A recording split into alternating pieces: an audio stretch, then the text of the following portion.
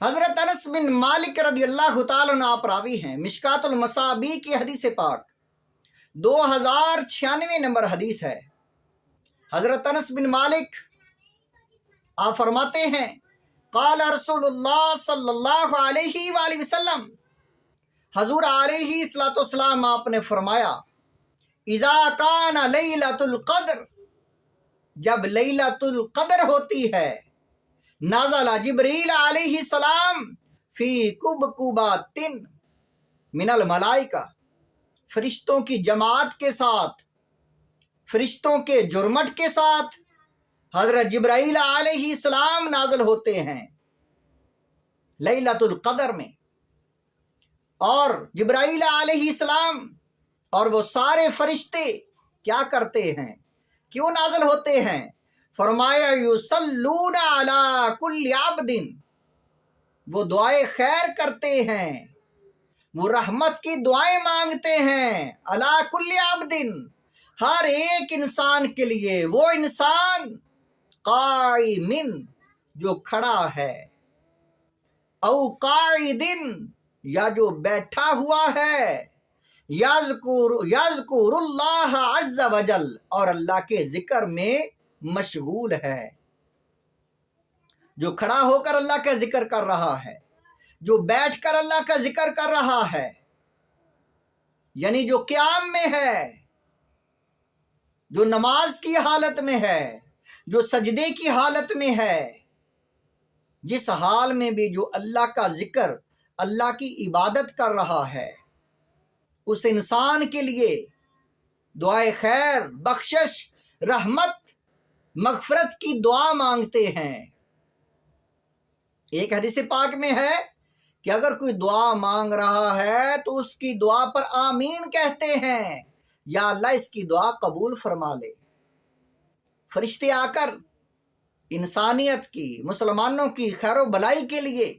آمین دعائیں مانگتے ہیں۔ پھر حضور علیہ الصلوۃ والسلام آپ نے فرمایا فَإِذَا كَانَ يَوْمُ عِيدِهِمْ، یعنی یوم فطرہم، جب عید کا دن ہوتا ہے، جب عید آ جاتی ہے، جب عید الفطر کا چاند نکلتا ہے، تو اللہ تعالیٰ باہا بہم ملائکتہ فقال یا ملائکتی، تو فرشتوں کو اللہ تعالیٰ پوچھتا ہے، سوال کرتا ہے، میرے فرشتوں، اے ملائکہ، ما جزاء اجیر وفا عملہ، اے میرے فرشتوں،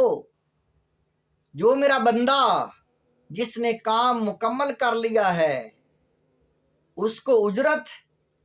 اس کی کیا ہے، کیا ہے اس کی مزدوری، کیا ہے جزا اس کی؟ ما جزاء اجیر، اس کام کرنے والے کا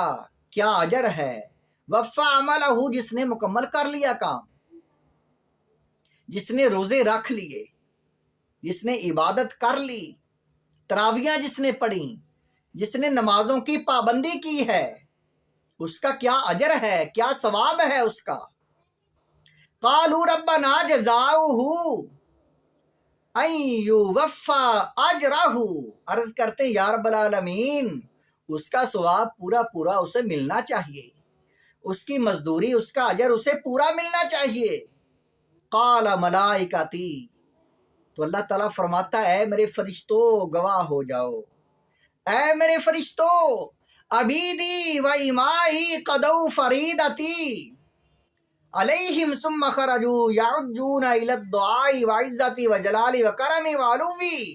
وارتفاع مکانی لاجیبنہم، اے میرے فرشتوں، یہ میرے پیارے بندے، یہ بڑے میرے پیارے خوبصورت بندے ہیں، انہوں نے میری عبادت کی ہے، اور اب دیکھو یہ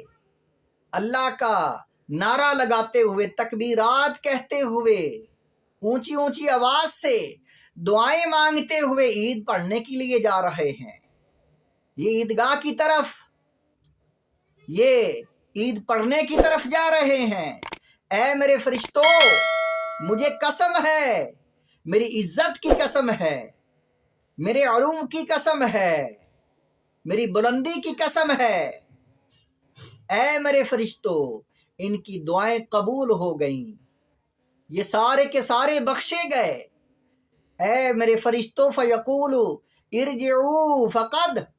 غفرت لکم وبدلت سیئاتکم حسنات، میں نے تو ان کی جو اس کے گناہ ہیں وہ بھی نیکیاں بنا دیے ہیں،